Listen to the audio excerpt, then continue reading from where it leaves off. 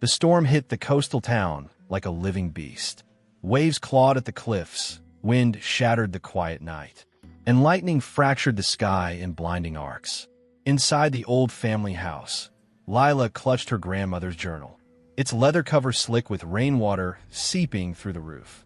A whisper cut through the roar of the storm, delicate yet insistent, carrying a single word, Lila. She froze, heart pounding. The candle flickered, casting elongated shadows that seemed to crawl along the walls, twisting like fingers reaching for her. The journal's pages trembled in her hands, revealing a story written long ago, a forbidden love, a man named Elias, and a curse that had stolen him from time itself. A chill ran down her spine. Something or someone was calling her, dragging her into a past she never knew existed. And the storm was only the beginning.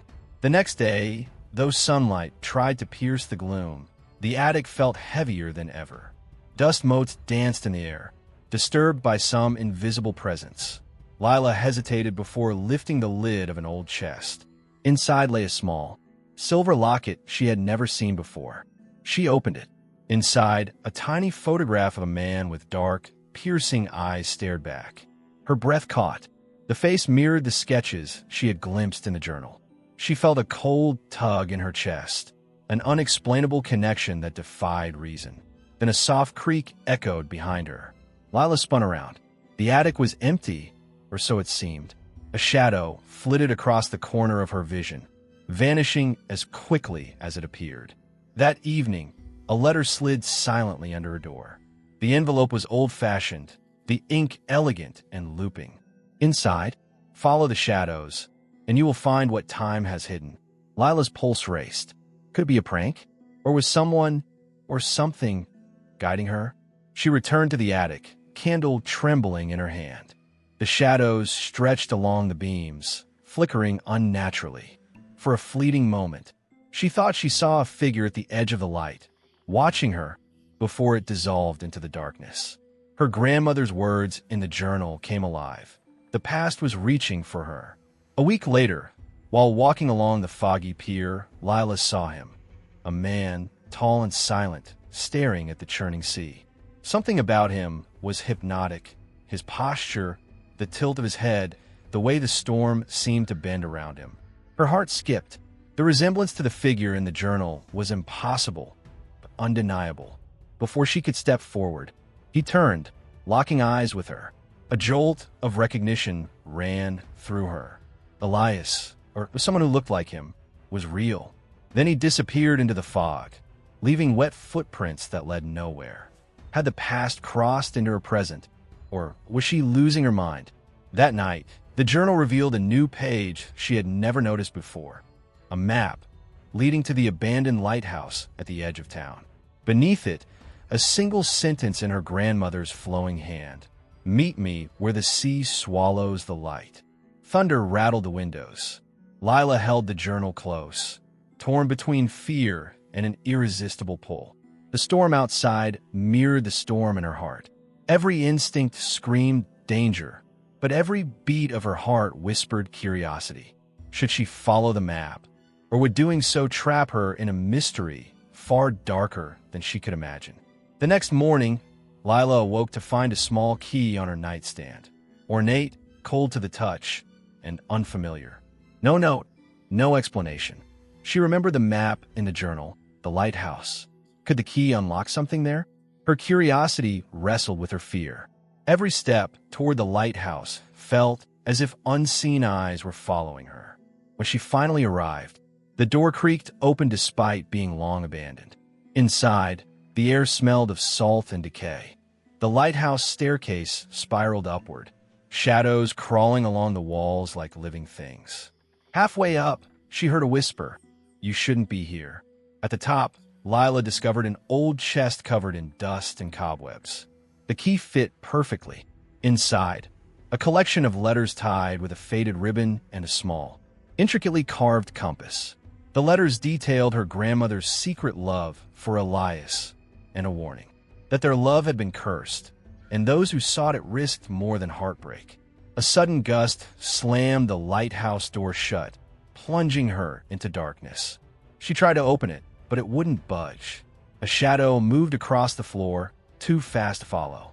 And then she heard it, a soft, urgent voice calling her name from below. Lila ran down the spiral staircase, heart hammering. At the base, the fog had rolled in thick, obscuring the path to the town. And there he was, the stranger from the pier. Elias. He raised a hand, as if to stop her, but his eyes held a plea. "You shouldn't be chasing ghosts," he said, voice low and urgent. "Some doors, once opened, cannot be closed." Before she could respond, a shadow shifted behind him, elongated, unnatural, moving with impossible speed. It lunged. Elias pushed her aside and vanished into the fog, leaving only silence and wet footprints. Back home, Lila sifted through the chest of letters again. One note she hadn't seen before contained cryptic instructions. "Trust the one who walks in shadows. Fear the one who smiles in light." The candle flickered, casting dancing shadows on the walls. A soft knock echoed at her window. She approached cautiously. No one was there, yet on the sill lay a small, folded note, written in the same elegant script. "The curse knows you. It watches. Do not follow him alone." A chill ran down her spine. Someone, or something, was trying to warn her or trap her. She could no longer tell the difference. The following night, Lila returned to the pier, drawn by an irresistible pull. Thick fog rolled over the waves, swallowing the wooden planks. She thought she saw a figure in the distance. It moved just at the edge of her vision, disappearing whenever she focused. Her breath came in shallow gasps. Then she heard footsteps behind her, echoing on the wet boards. She spun around. Empty, yet a whisper floated in the fog. "Time is running out." Her pulse raced. Every instinct screamed to flee. But something deeper, something connected to Elias, kept her rooted. She realized with a shock. The mystery was no longer on paper or in letters. It was alive, and it was hunting her. The following morning, Lila awoke to a cold draft. Her bedroom window was open, though she was certain she had closed it. On the sill lay another object, a small, delicate charm shaped like a compass rose. She picked it up, noticing an engraving. "Time bends for those who seek love beyond the ordinary." Suddenly, a shadow flickered across the far wall. Lila froze. A soft, almost imperceptible whisper called her name again. She spun around, empty room. Yet the charm pulsed lightly in her hand, as if alive. Someone or something was guiding her, or watching her every move. That evening, Lila walked along the foggy cliffside, drawn by an unknown force. And there he was, Elias, standing where the waves crashed like thunder below. "You're treading a dangerous path," he said, his voice low, urgent. "The curse that bound my love, it has not ended. If you continue alone, it will claim more than your heart." Before she could respond, the wind howled, and the fog thickened unnaturally, obscuring him from sight. When she blinked, he was gone, leaving only a faint scent of lavender and wet footprints leading nowhere. Had he been real, or part of the haunting past she was chasing? Lila returned to the lighthouse, compelled by the map and the sense of urgency tightening in her chest. The key she had found weeks ago fit perfectly into a small door hidden beneath the staircase. Inside, she discovered an old trunk filled with letters, trinkets, and a small, cracked mirror. As she peered into it, the reflection shimmered, showing not only her face, but a dark figure standing just behind her. She spun around. Empty. The mirror rattled in her hands, and the soft whisper returned. "He waits for you where shadows fall." The night was still, yet every instinct screamed danger. As Lila walked home along the cobblestone streets, a shadow detached itself from the alleyway. It moved with unnatural speed, almost human, yet wrong in shape. She ran, heart pounding, the streets twisting and unfamiliar in the fog. The shadow followed, relentless. She reached her door, slammed it shut, and pressed her back against it. A soft scratch echoed across the wood, then silence. She realized with horror, the curse was alive, hunting her, and she was no longer safe even in her own home. Shaking, Lila returned to the attic, desperate for answers. She opened the journal to the last page she had read. A new passage had appeared, one she had never seen before. It spoke of a choice, a test of courage and heart. Only those who confront the shadows can reclaim the love stolen by time. But beware, the closer you come to him, the closer the danger draws. A gust of wind rattled the attic window, extinguishing the candle. In the sudden darkness, she thought she saw a hand reach toward her from the shadows. Her heart froze. Someone, or something, was waiting for her next move. The fog had thickened to an almost tangible wall, and Lila's footsteps echoed like gunshots on the empty cobblestones. She felt it again, the shadow, just beyond the edge of her vision, following relentlessly. Every instinct screamed to run, but something inside her, a connection she could not explain, pulled her forward. When she reached the pier, the shadow lunged from the mist, its form twisting unnaturally. Lila barely dodged, heart hammering, as the figure dissolved into smoke. On the wooden planks lay a note, soaked with seawater. "Stop now, or lose more than your heart." The next day, a townsperson, someone she had trusted, approached her with a friendly smile. "I heard you've been looking into old family secrets," he said. "Be careful. Some things are better left buried." Lila felt a chill. Was he warning her, or trying to mislead her? Every face she passed seemed to hold a secret, every shadow a threat. Even Elias's presence became more complicated. Was he truly helping, or merely part of the same danger? That night, the candle flickered violently in her attic room. A whisper cut through the darkness. "Trust no one but the shadows." Back at the lighthouse, Lila discovered a hidden compartment beneath the floorboards. Inside was an old journal belonging to Elias himself. The pages spoke of a curse that bound love and danger together. Anyone who sought him across time risked awakening forces that could devour both heart and soul. Her hand shook, the wind howled, and outside, the sea roared as if echoing the words on the page. Then a soft voice whispered from the shadows of the room. "You were warned, Lila. Yet you came." She turned, but the room was empty. The curse was no longer a story. It was real, and it was waiting. The next evening, Lila returned to the pier to follow a clue in the journal. The fog swallowed her, the boards slick with rain. Then she saw him, Elias, standing silently. But behind him, another figure emerged, the townsperson who had warned her. Before she could react, he grabbed the journal from her hands. "You shouldn't meddle," he hissed. The shadow twisted behind them, growing larger, darker, and more menacing. Elias tried to intervene, but the shadow recoiled from him, hissing with unnatural malice. Lila realized with horror, even those she trusted could be part of the danger. Desperate, Lila returned home, clutching the compass from the lighthouse. The journal's final warning rang in her mind. Only those who confront the shadows can reclaim the love stolen by time.